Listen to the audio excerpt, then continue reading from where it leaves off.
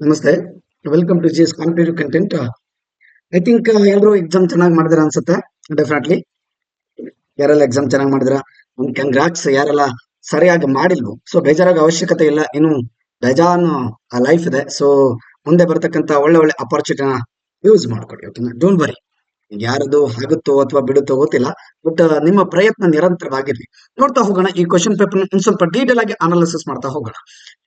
ಇಲ್ಲಿ ಈ ವಿಚಾರಕ್ಕೆ ಸಂಬಂಧಪಟ್ಟಂಗೆ ಕ್ವಶನ್ ನೋಡಿ ಯಾವ ತರ ಇದೆ. ದೇವರಾಜ್ ಅರಸು ವೈಯಕ್ತಿಕ ಸಾಲಕ್ಕೆ ಸಂಬಂಧಪಟ್ಟಂಗೆ ನಾವು ಚರ್ಚೆ ಮಾಡಿದ್ವಿ ಸಾಕಷ್ಟು ಕ್ಲಾಸ್ ಅಲ್ಲಿ. ಪದೇ ಪದೇ ರಿಪೀಟ್ ಕೂಡ ಮಾಡಿದ್ವಿ. ಅಂಡ್ ಯು ನೋ ದಟ್ ನಮ್ಮ ಒಂದು ಕ್ಲಾಸ್ ಅಲ್ಲಿ ಕೂಡ ಇದನ್ನು ಡಿಸ್ಕಸ್ ಮಾಡ್ತೀವಿ. ಈ ದೇವರಾಜ್ ಅರಸು ವೈಯಕ್ತಿಕ ಸಾಲ ಯೋಜನೆ ಅಡಿಯಲ್ಲಿ ನೆರವನ್ನು ಈ ಕೆಳಗಿನ ಯಾವ ವಲಯದ ಸ್ವಯಂ ಉದ್ಯೋಗ ಚಟುವಟಿಕೆ ಒದಗಿಸಲಾಗ್ತದೆ? ನೋಡಿ, ಇಲ್ಲಿ ಇರ್ತಕ್ಕಂತ ಒಂದು ಆನ್ಸರ್ ಗಳನ್ನ ನಾನು ಡೈರೆಕ್ಟ್ ಆಗಿ ಏನು ವೆಬ್ಸೈಟ್ ಗವರ್ಮೆಂಟ್ ವೆಬ್ಸೈಟ್ ಗಳಿಂದ ತಗೊಂಡಿದ್ದೇನೆ. ಓಕೆನಾ, ಸೊ ಮತ್ತೆ ಕನ್ಫ್ಯೂಷನ್ ಮಾಡ್ಕೋಬೇಡಿ, because I taken directly by the government website these answers. ಓಕೆನಾ, ಎಸ್, ಅಲ್ಲಿರ್ತಕ್ಕಂಥ ಒಂದು ವೆಬ್ಸೈಟ್ ಗಳಲ್ಲಿ ಇರ್ತಕ್ಕಂಥ ಡೀಟೇಲ್ ಆಗಿರೋ ಮಾಹಿತಿನ ನಾನು ತಗೊಂಡಿದ್ದೀನಿ. ಎಸ್, ನೋಡ್ತಾ ಹೋಗಿ, ವ್ಯಾಪಾರ, ಸೇವೆ ಮತ್ತು ಕೃಷಿ ಸಂಬಂಧಿತ ಚಟುವಟಿಕೆಗಳ ಅಡಿಯಲ್ಲಿ ಸ್ವಯಂ ಉದ್ಯೋಗ ಚಟುವಟಿಕೆಗಳಾಗಿ ಪ್ರತಿ ಫಲಾನುಭವಿಗಳಿಗೆ 50,000ದಿಂದ ನೋಡಿ ಮೊತ್ತವು 30% ಅಥವಾ ಗರಿಷ್ಠ 10,000 ಸಬ್ಸಿಡಿ ಇದು, ಮತ್ತು ಉಳಿದ 4% ಮೊತ್ತವು ವಾರ್ಷಿಕ 4% ಬಡ್ಡಿಯಲ್ಲಿದೆ ಸಾಲದ ಮೊತ್ತ. ನೋಡಿ, ಕೃಷಿ, ವ್ಯಾಪಾರ, ಸೇವೆ, ಕೃಷಿ ಸಂಬಂಧಿತ. ಯಾವ್ದ್ರಿ? ವ್ಯಾಪಾರ ಇದೆ, ಸೇವೆ ಇದೆ, ಕೃಷಿ ಮತ್ತು ಸಂಬಂಧಿತ ಇದೆ. Yes, definitely all are right. ಇಲ್ಲಿ ಎಲ್ಲವೂ ಕೂಡ ಸರಿ ಆಗ್ತವೆ. ವೈಯಕ್ತಿಕ ಸಾಲ, ಸ್ವಯಂ ಉದ್ಯೋಗ, ದೇವರಾಜ ಅರಸು, BCMಗೆ ಫಸ್ಟ್ ಕ್ವಶನ್ ಅವ್ರದ್ದು ಕೇಳ್ಬಿಟ್ಟಿದ್ದಾರೆ. Anyhow, D Devaraj Urs ವೈಯಕ್ತಿಕ ಸಾಲ ಯೋಜನೆಗೆ ನಾನು ತುಂಬಾ ಸರಿ ಹೇಳಿದ್ದೆ, ಡಿ ದೇವರಾಜ ಅರಸುಗೆ ಸಂಬಂಧಪಟ್ಟಂಗೆ ಸ್ವಲ್ಪ ಡೀಟೇಲ್ ಆಗಿ ನೀವು ಓದ್ಕೊಳ್ಳಿ ಅಂತ. ಎಸ್, ಡಿ ದೇವರಾಜ ಅರಸು ವೈಯಕ್ತಿಕ ಸಾಲ ಯೋಜನೆಗೆ ಸಂಬಂಧಿಸಿದಂತೆ ಈ ಕೆಳಗಿನ ಯಾವ ಹೇಳಿಕೆ ಸರಿಯಾಗಿದೆ? ಈ ನಿಗಮವು, ಮತ್ತೆ ಇಲ್ಲಿ ಇನ್ನೊಂದು ತುಂಬಾ ಜನ, ಬಹಳಷ್ಟು ಜನ ಅಬ್ಸರ್ವ್ ಮಾಡೋದಿಲ್ಲ, ಬಿಕಾಸ್ ಈ ಒಂದು ಹೇಳಿಕೆ ಸರಿಯಾಗಿದೆ ಕೇಳಿದಾರೋ ಅಥವಾ ತಪ್ಪಾಗಿರೋದು ಕೇಳಿದಾರೋ ಅಂತ. ಕೆಲವೊಂದು ತಪ್ಪಾಗಿರೋದು ಕೂಡ ಕೇಳಿದ. ನೋಡಿ, ಈ ನಿಗಮವು ಸ್ವಯಂ ಉದ್ಯೋಗ ಚಟುವಟಿಕೆಗಳಿಗೆ ಪ್ರತಿ ಫಲಾನುಭವಿಗಳಿಗೆ 25,000ವರೆಗೆ ಆರ್ಥಿಕ ನೆರವನ್ನು ನೀಡುತ್ತೆ. ನೋಡ್ತಾ ಹೋಗೋಣ. ನೋಡಿ, ಈ ಫಲಾನುಭವಿಗಳಿಗೆ 50,000ವರೆಗೆ ಆರ್ಥಿಕ ನೆರವನ್ನು ನೀಡುತ್ತೆ. It is 50,000 and this is a wrong option, right? And ಹಿಂದುಳಿದ ವರ್ಗಗಳಿಗೆ ಸೇರುವ ಜನರು ಕೈಗಳು ಸ್ವಯಂ ಉದ್ಯೋಗ. ಆಪ್ಷನ್ ಏನಿದೆ ಸೆಕೆಂಡ್, ಒಟ್ಟು ಮೊತ್ತದ ಶೇಕಡ 30 ಮತ್ತು ಗರಿಷ್ಠ 10% ಸಬ್ಸಿಡಿ ಒಳಗೊಂಡಿರುತ್ತದೆ. ಮತ್ತು ನೋಡಿ, ಉಳಿದ ಮೊತ್ತವು ವಾರ್ಷಿಕ 4%. ಎಸ್, ಡೆಫಿನೆಟ್ಲಿ ಇಲ್ಲಿ ಇರ್ತಕ್ಕಂಥದ್ದು ನೋಡಿ. ಎಸ್, ಯಾವ್ದ್ರಿ? ಎಲ್ಲಿದೆ? ಎಸ್, 10,000 ಸಬ್ಸಿಡಿ ಇದೆ ನೋಡಿ. 30% ಗರಿಷ್ಠ ಅಥವಾ ಗರಿಷ್ಠ 10,000 ಸಬ್ಸಿಡಿ ಜೊತೆಗೆ ಉಳಿದ ಸಾಲವು ವಾರ್ಷಿಕವಾಗಿ 4% ಬಡ್ಡಿಗಿರುತ್ತದೆ. Then the right answer is year, only correct year. ಇದು 25,000ವರೆಗೆ ಅಂತ ಇದೆ, ಬಟ್ ಇಲ್ಲಿ 50,000ವರೆಗೆ ಆರ್ಥಿಕ ನೆರವನ್ನು ಇಲ್ಲಿ ಕೊಡಲಾಗುತ್ತೆ. ಮುಂದಕ್ಕೆ ಹೋಗೋಣ. ನೆಕ್ಸ್ಟ್ ಕ್ವಶನ್ ಏನಿದೆ, ಮೂರನೇ ಕ್ವಶನ್, ಅರಿವು ಶಿಕ್ಷಣ ಯೋಜನೆ ಸಾಲದ ಅಡಿ ಇಲ್ಲಿ ಯಾವುದೇ ರೀತಿಯಲ್ಲಿ ನೋಡಿ, ಕೋರ್ಸ್ ಅವಧಿಗೆ 4ರಿಂದ 5 ಅಂತ ಕೊಟ್ಟಿದ್ದಾರೆ, 5ರಿಂದ 6 ಅಂತ ಕೊಟ್ಟಿದ್ದಾರೆ, 6ರಿಂದ 7, 7ರಿಂದ 8. ಬಟ್ ಇಲ್ಲಿ ನೋಡಿ, 50,000ದಿಂದ 5 ಲಕ್ಷದವರೆಗೆ ಸಾಲವನ್ನು ಮಂಜೂರು ಮಾಡಲಾಗ್ತದೆ ಈ ಎಲ್ಲಾ ಕೋರ್ಸ್ಗಳಿಗೆ ಸಂಬಂಧಪಟ್ಟಂಗೆ ಅರಿವು ಶಿಕ್ಷಣ ಯೋಜನೆಗಳಿಗೆ. ವ್ಯಾಸಂಗ ಪೂರ್ಣಗೊಳಿಸಿದ 6 ತಿಂಗಳ ನಂತರ ಅಂತ ಅಭ್ಯರ್ಥಿಯು 2% ಸೇವಾ ಶುಲ್ಕದೊಂದಿಗೆ ಸಾಲವನ್ನು ಮರುಪಾವತಿ ಮಾಡಬೇಕಾಗ್ತದೆ. 2% ಇಂಟ್ರೆಸ್ಟ್ ಕಟ್ಟಬೇಕಾಗುತ್ತೆ. ಆದಾಯ 8 ಲಕ್ಷ ಮೀರಬಾರ್ದು. ಇದನ್ನ ನಾನು ಡಿಸ್ಕಸ್ ಮಾಡಿದೆ, ರೈಟ್?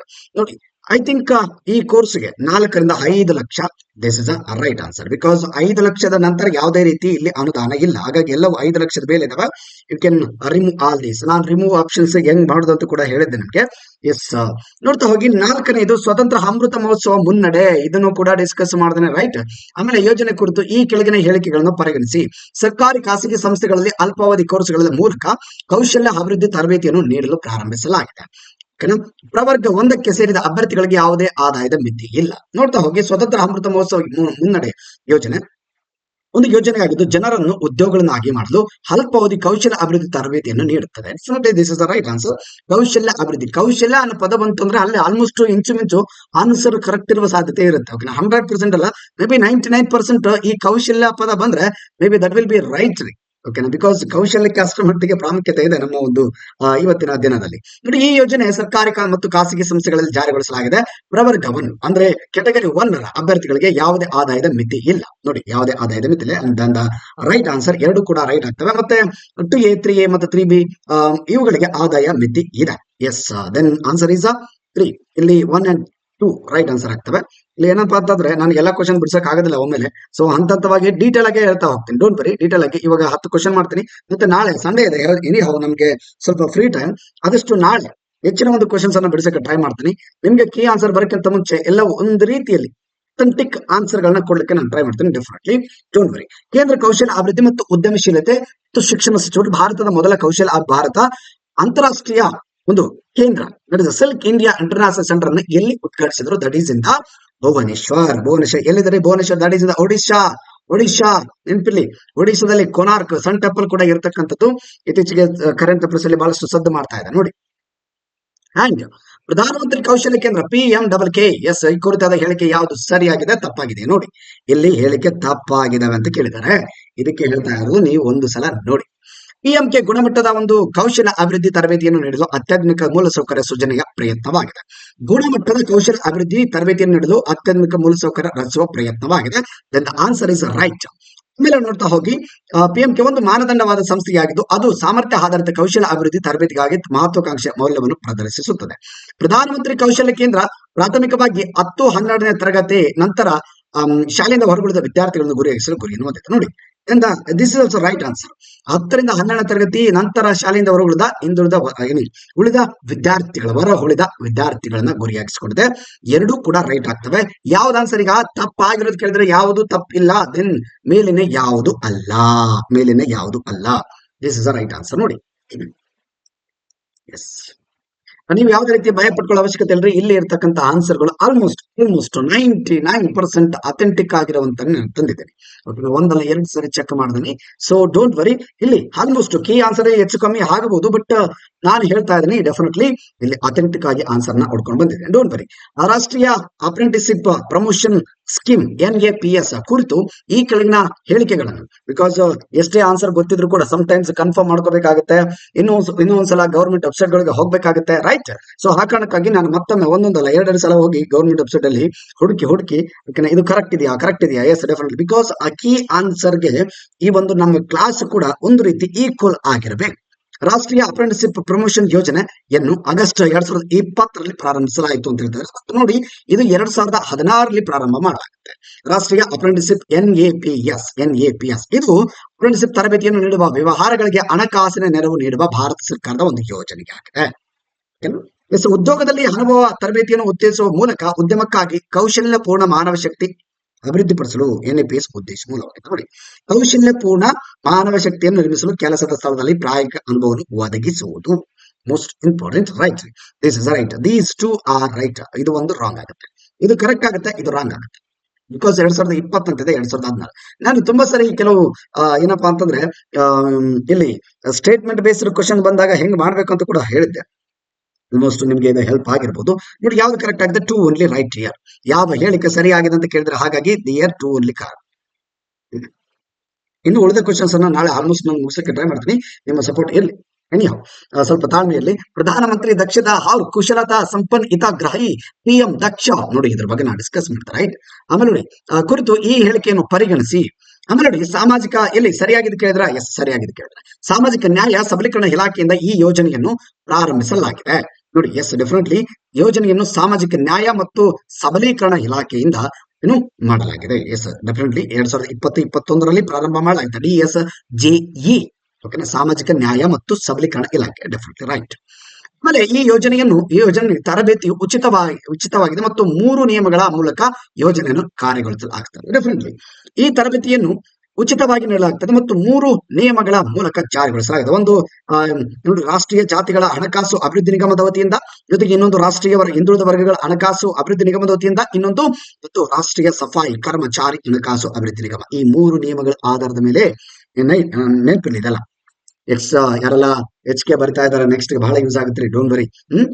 ಕೇಂದ್ರ ಸರ್ಕಾರದ ಒಂದು ಸಾಮಾಜಿಕ ನ್ಯಾಯ ಮತ್ತು ಸಬಲೀಕರಣ ಇಲಾಖೆ ಯಾವ ಯೋಜನೆ ಕರ್ನಾಟಕಕ್ಕೆ ಹಾಸ್ಟೆಲ್ಗಳನ್ನ ಮಂಜೂರು ಮಾಡಿದೆ. ಇನ್ನು ಮುಂದೆ ಬರ್ತಕ್ಕಂಥ B ಗ್ರೂಪ್ ಎಕ್ಸಾಮ್ಗಳು ಆಲ್ಮೋಸ್ಟ್ ಈ ತರದ ಒಂದು ಸ್ಪೆಸಿಫಿಕ್ ಪೇಪರ್ ಒಂದಿರ್ತವೆ, ಇವೆಲ್ಲ ಯೂಸ್ ಆಗ್ತವೆ, ಡೋಂಟ್ ವರಿ. ನೋಡಿ, ಕರ್ನಾಟಕಕ್ಕೆ ಹಾಸ್ಟೆಲ್ಗಳನ್ನ ಮಂಜೂರು ಮಾಡಿದೆ. ಈ ಕರ್ನಾಟಕ ಸರ್ಕಾರದ ಸಾಮಾಜಿಕ ನ್ಯಾಯ ಸಬಲೀಕರಣ ಇಲಾಖೆ ಏನಿದೆಲ್ರಿ, ಯಾವ ಯೋಜನೆಯಲ್ಲಿ ಕರ್ನಾಟಕಕ್ಕೆ ಹಾಸ್ಟೆಲ್ ಮಂಜೂರು ಮಾಡಿದೆ ಅಂತ ಕೇಳ್ತಾ ಇದ್ದಾರೆ. ನೋಡ್ತಾ ಹೋಗೋಣ ಯಾವ್ದೆಲ್ಲ ಇಲ್ಲಿ ಸರಿ ಆಗಿದೆ ಅಂತೇಳಿ. ಇಲ್ಲಿ ನೋಡ್ತಾ ಹೋಗಿ, ಪ್ರಧಾನಮಂತ್ರಿ ಅನುಸೂಚಿತ ಜಾತಿ ಅಭಿವೃದ್ಧಿ ಯೋಜನೆ ನೋಡಿ. ಪ್ರಧಾನಮಂತ್ರಿ ಹೇಳಿದ್ರಿ ಹೇಳಿದ್ರಿ ಪರಿಶಿಷ್ಟ ಜಾತಿ ಅನುಸೂಚಿತ ಜಾತಿ ವಿದ್ಯಾರ್ಥಿಗಳಿಗೆ ಹಾಸ್ಟೆಲ್ಗಳನ್ನು ನಿರ್ಮಿಸಲು ಒಂದು ಘಟಕವನ್ನ ಒಳಗೊಂಡಿದೆ. ದಟ್ ಇಸ್ ನೋಡಿ ಹೇಳಿದ್ರು ಹಾ ಸರಿಯಾದ ಉತ್ತರ ಒಂದೇ. ದಟ್ ಇಸ್ ಸಾಮಾಜಿಕ ನ್ಯಾಯ ಮತ್ತು ಸಬಲೀಕರಣ ಇಲಾಖೆಯು ಕರ್ನಾಟಕಕ್ಕೆ ಹಾಸ್ಟೆಲ್ಗಳನ್ನು ಮಂಜೂರು ಮಾಡುವ ಯೋಜನೆಯು ಪ್ರಧಾನಮಂತ್ರಿ ಅನುಸೂಚಿತ ಅಭಿವೃದ್ಧಿ ಯೋಜನೆ ಆಗಿದೆ. ಓಕೆನಾ.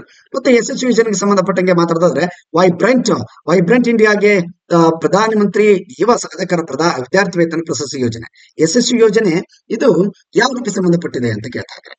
ಇದು ಯುವ ಸಾಧಕರ ವಿದ್ಯಾರ್ಥಿ ವೇತನ, ಯುವ ಸಾಧಕರ ಈ ವೈಬ್ರೆಂಟ್ ಇಂಡಿಯಾಗಾಗಿ ಪ್ರಧಾನಮಂತ್ರಿ ಯುವ ಇಲ್ಲಿ ನೋಡಿ ಯಶಸ್ವಿ ಯೋಜನೆ ಯಶಸ್ವಿ ಯೋಜನೆ ನೋಡಿ ಯಶಸ್ವಿ ಯೋಜನೆ ಇದೆ. ಈ ಯೋಜನೆ ಒಬಿಸಿ ಇಬಿಸಿ ಡಿಎನ್ಟಿ ವರ್ಗಗಳ ವಿದ್ಯಾರ್ಥಿಗಳಿಗೆ ವಿದ್ಯಾರ್ಥಿ ವೇತನವನ್ನು ಒದಗಿಸುವುದರ ಮೇಲೆ ಕೇಂದ್ರೀಕರಿಸಲಾಗಿದೆ, ನಿರ್ದಿಷ್ಟವಾಗಿ ಹಾಸ್ಟೆಲ್ ನಿರ್ಮಾಣ ಅಲ್ಲ. ಇಲ್ಲೇನ್ ಕೇಳಿದ್ರೆ ಹಾಸ್ಟೆಲ್ಗಳನ್ನ ಮಂಜೂರು ಮಾಡಲಾಗಿದೆ ಅಂತ. ಯಾವುದು ಇದು ಹಾಸ್ಟೆಲ್ಗಳನ್ನ ಮಂಜೂರು ಮಾಡುತ್ತಿಲ್ಲ ನೆನಪಿರ್ಲಿ.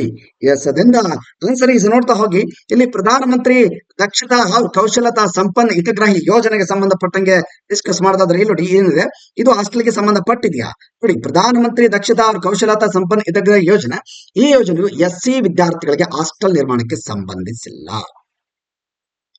ಇದು ಎಸ್ಸಿಗೆ ಸಂಬಂಧಪಟ್ಟಂಗೆ ಹೇಳಿದ್ರೆ ನೋಡಿ ಹಾಸ್ಟೆಲ್ಗಳಿಗೆ ಸಂಬಂಧಿಸಿಲ್ಲ. First of all then which is right here, ಯಾವ್ದು ರೈಟ್ ಆಗಿದ್ರೆ ಯಾವುದು ಅಲ್ಲ, ಎಲ್ಲವೂ ರಾಂಗ್ ಇದೆ. ಎಸ್ ರೈಟ್ ಇದೆಯಾ? ಎ ರೈಟ್ ಇದೆ ನೋಡಿ, ಎ ರೈಟ್ ಇದೆ. ಓಕೆ, ಹಾಗಾದ್ರೆ this is right, these are wrong. ಇವೆರಡು ರಾಂಗ್ ಆಗ್ತವೆ. ಬಿ ಮತ್ತು ಸಿ ಇಲ್ಲಿ ಒಂದೇ ಕರೆಕ್ಟ್ ಇದೆ, ಒಂದು ಮಾತ್ರ ಸರಿ. ಆನ್ಸರ್ ಯಾವ್ದ್ರಿ ಇಲ್ಲಿ? ಆನ್ಸರ್ ಯಾವುದು? This is one is a right only, because ಇದು ಒಂದೇ ರೈಟ್ ಇರ್ತಕ್ಕಂಥದ್ದು, ಇವೆರಡು ರಾಂಗ್ ಇರ್ತವೆ. ಹಾಸ್ಟೆಲ್ಗಳಿಗೆ ಈ DOSG ಈ ಇಲಾಖೆ ಕರ್ನಾಟಕದಲ್ಲಿ ಯಾವ ಒಂದು ಯೋಜನೆ ಅಡಿಯಲ್ಲಿ ಹಾಸ್ಟೆಲ್ಗೆ ಮಂಜೂರು ಮಾಡಿದೆ ಅಂತ ಕೇಳಿದ್ರೆ PM ಅಜಯ್ ಏನೋ ಡಿಸ್ಕಸ್ ಮಾಡಿರ್ಬೇಕು ನಾವು, ರೈಟ್. ಮತ್ತೆ ಕೊನೆಯ ಒಂದು 10ನೇ ಪ್ರಶ್ನೆ ಮುಂದಿನ ಭಾಗದಲ್ಲಿ, ದಿಸ್ ಇಸ್ ಪಾರ್ಟ್ 1. ನಾಳೆ ಆಲ್ಮೋಸ್ಟ್ ನಾನು ಎಲ್ಲವನ್ನೂ ಕಂಪ್ಲೀಟ್ ಮಾಡಕ್ಕೆ ಟ್ರೈ ಮಾಡ್ತೇನೆ. ಯಾವ್ದು ಹಾಲಿಡೇ, ರೈಟ್, ಸಂಡೇ ಇದೆ. ನೋಡ್ತಾ ಹೋಗೋಣ. ಹಿಂದುಳಿದ ವರ್ಗ ಮತ್ತು ಇತರಿಗಾಗಿ ವೈಬ್ರೆಂಟ್ ಇಂಡಿಯಾಗೆ PM ಯುವ ಸಾಧಕರ ವಿದ್ಯಾರ್ಥಿ ವೇತನ ಪ್ರಶಸ್ತಿ ಯೋಜನೆ. ಇಲ್ಲಿ ಮತ್ತೆ ಅದನ್ನ ಕೇಳಿದ್ರೆ ಯಶಸ್ವಿಗೆ ಸಂಬಂಧಿಸಿದಂತೆ ಇಲ್ಲಿ ಯಶಸ್ವಿ ಯೋಜನೆ ಕೇಳಿದ್ರೆ ಆಲ್ರೆಡಿ ಮತ್ತೆ ಇಲ್ಲಿ ಕೇಳಿದ್ರು ಸಂಬಂಧಿಸಿದಂತೆ ಈ ಹೇಳಿಕೆಗಳನ್ನು ಪರಿಗಣಿಸಿ. ಯಾವುದು ತಪ್ಪಾಗಿದೆ ರೀ? ನೋಡ್ರಿ ತಪ್ಪಾಗಿದೆ.